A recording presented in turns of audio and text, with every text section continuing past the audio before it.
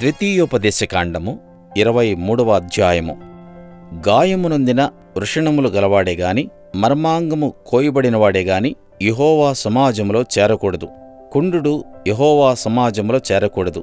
వానికి 10వ తరము వాడైనను యెహోవా సమాజములో చేరకూడదు. అమ్మోనీయుడే గాని మోయాబీయుడే గాని యెహోవా సమాజములో చేరకూడదు. వారిలో 10వ తరము వారైనను ఎన్నడూను యెహోవా సమాజంలో చేరకూడదు. ఏలైనగా మీరు ఐగుప్తులో నుండి వచ్చుచుండగా వారు అన్నపానములు తీసుకుని మిమ్మును ఎదుర్కొనరాక నిన్ను శపించుటకు బహుమానమునిచ్చి నదుల ఎరాములోని పేతోరులో నుండి నీకు విరోధముగా బెయోరు కుమారుడైన బిలామును పిలిపించిరి. అయితే నీ దేవుడైన యెహోవా బిలాము మాట విననొల్లకుండెను. నీ దేవుడైన యెహోవా నిన్ను ప్రేమించెను గనుక నీ దేవుడైన యెహోవా నీ నిమిత్తము ఆ శాపమును ఆశీర్వాదముగా చేసెను. నీ దినములన్నిట ఎన్నడును వారి క్షేమమునైనను మేలునైనను విచారింపకూడదు. ఎదోమీయులు నీ సహోదరులు గనుక వారిని ద్వేషింపకూడదు. ఐగుప్తు దేశములో నీవు పరదేశివై ఉంటివి గనుక ఐగుప్తీయులను ద్వేషింపకూడదు. వారికి పుట్టిన పిల్లలలో 3వ తరం వారు యెహోవా సమాజంలో చేరవచ్చును. నీ సేన శత్రువులతో యుద్ధమునకు బయలుదేరినప్పుడు ఏ దుష్కార్యమును చేయకుండా జాగ్రత్త పడవలను. రాత్రి జరిగిన దాని వలన మైలుపడినవాడు మీలో ఉండినెడల వాడు పాళెము వెలుపలికి వెళ్ళిపోవలను. అతడు పాళెంలో చేరకూడదు. సాయంకాలమున అతడు నీళ్లతో స్నానం చేసి సూర్యుడు అస్తమించిన తరువాత పాళెంలో చేరవచ్చును. పాళెము వెలుపల నీకు ఒక చోటు ఉండవలను. ఆ బహిర్భూమికి నీవు వెళ్ళవలను.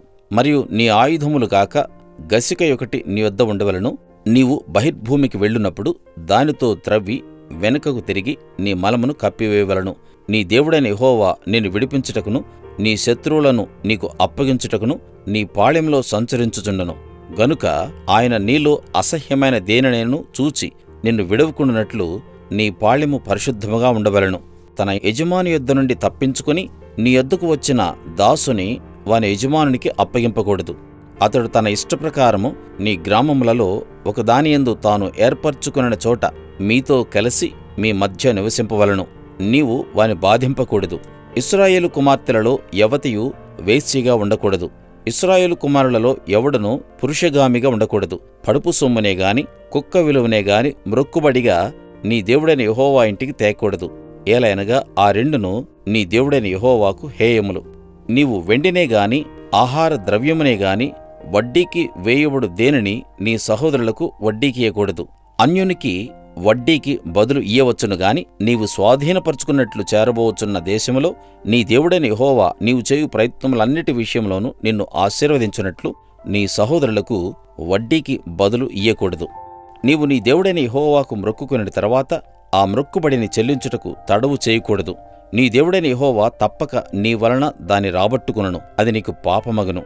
నీవు మ్రొక్కు కొనని ఎడల నీ యందు ఆ పాపముండదు. నీ పెదవుల నుండి బయలుదేరిన మాటను నెరవేర్చుకుని నీ దేవుడైన యెహోవాకు మ్రొక్కుకొనిన ప్రకారము నీవు నీ నోట పలికినట్లు స్వేచ్ఛార్పణం అర్పింపవలను. నీవు నీ పొరుగువాని ద్రాక్షతోటకు వచ్చినప్పుడు నీ ఇష్టప్రకారము నీకు చాలినంతవరకు ద్రాక్ష పండ్లు తినవచ్చును గాని నీ పాత్రలో వాటిని వేసుకొనకూడదు. నీ పొరుగువాని పంట చేనికి వచ్చినప్పుడు నీ చేతితో వెన్నులు త్రుంచుకొనవచ్చును గాని నీ పొరుగువాని పంట చేని మీద కొడవలు వేయకూడదు.